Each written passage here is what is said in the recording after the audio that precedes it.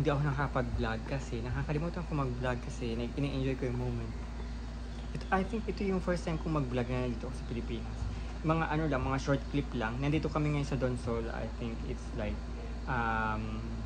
dulo ng Bicol from north to south. 9 hours yung biyahe namin simulang bahay kasi nag-commute lang kami, UV Express, tricycle, jeep, ang pagod. Umalis kami ng bahay ng 7, dumating kami ng 4, 8, 9, 10, 11, 12, 1, 2, 3, 4. So 9 hours nga. Bili lang talaga. So, bitte? Nochmal? 10 Stunden. 10 hours, he said. So manunood kami ng magda-diving kami together with whale shark saka firefly tour. Ito ang aming accommodation. Yun yung dalawa. Pagod sa biyahe. I haven't seen any.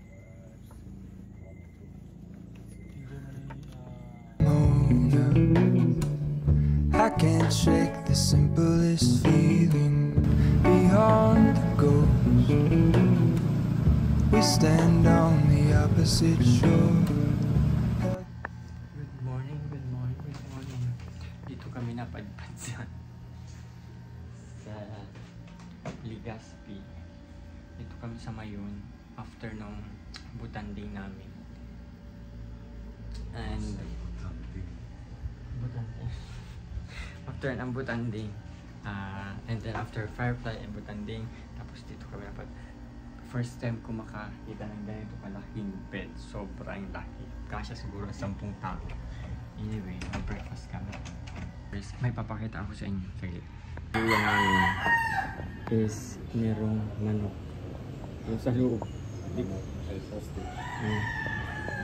ko alam kung bakit may manok sa loob ng bahay. Tingnan mo, conference room nila yan pero may manok.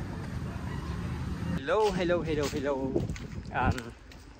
So yun, ituloy natin ang kwento. Yung after 3 weeks namin sa Pilipinas, pumunta kami ng Sorsogon ba yun? I know, hindi. Donsol. Tapos nag firefly hunting kami. Tapos yung butanding. Kaso hindi namin natagpuan kasi wala kami nakitang butanding kasi may bagong bagyo. 3 days after ng bagyo kami pumunta. So yung mga butanding daw is nakatago. Umalis dun sa dagat. Lumayo.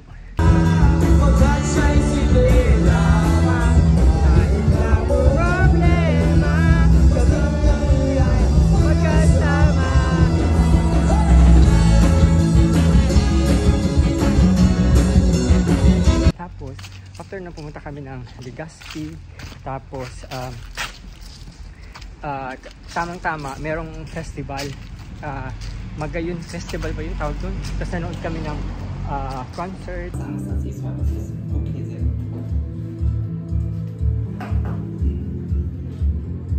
Tapos pumunta kami ng Bureau of Immigration kasi kailangan namin mag-extend ng visa kasi di ba hindi na kami Pilipino, more than 1 month kaming kailangan sila.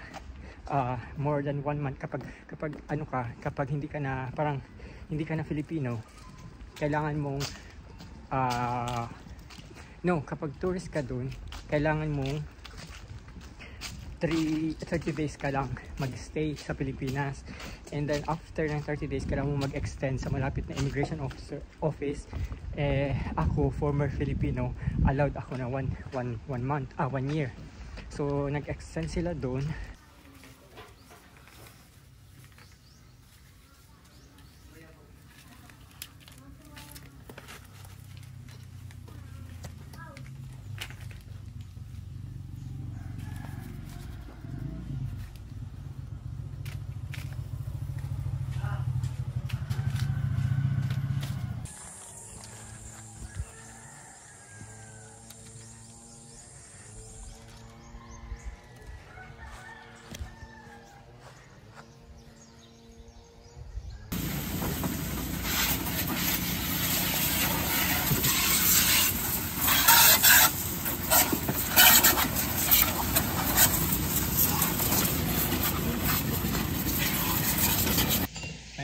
papakita ako sa inyo yema.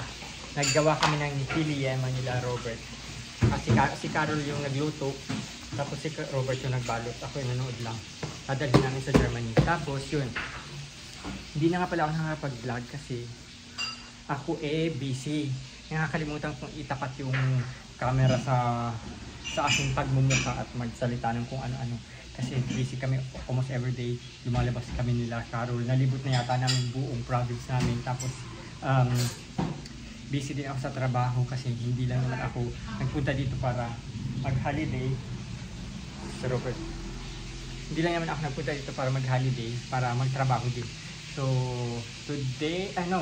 tomorrow night, we are going back to Manila. And yeah, excited na ako sa expo namin.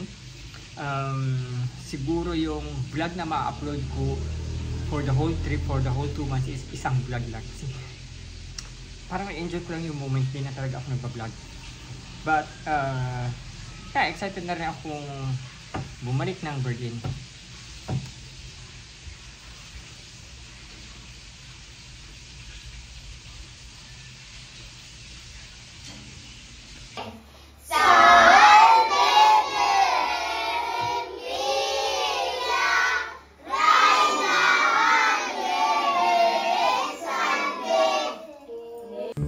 Hello, Mona. I reach through mysterious ceilings, my only hope. I look for the things I don't know. Nagbabayad tayo pag pinag-pagin. Yun, everyday napupunta lang kami ng ganun lang yung routine namin. Pupunta ng dagat. Tapos na-experience sila mag-brown out. Ang kasama namin si Flea. Tapos, alam niyo sa probinsya, yung, anong tawag dito? Yung, kapag July sa amin, June or July, merong tinatawag kaming Aurora, yung patron saint ng barangay, ipupunta sa iba-ibang bahay, tapos dadasalan. Tapos, pag after ng dasal, merong mga pakain. So, na-experience nila yun. Sila yung nabigyan ng pagkain. Tapos, yun, si Robert na aksidente. So yun lang ang ganap, and dumiretso kami ng Manila, and then 1 week kami sa Manila before kami lumipad ulit ng Germany. So yun lang guys, thank you very much for watching, and I will see you again sa aking next episode. Sa Manila naman tayo magkikita-kita. Bye!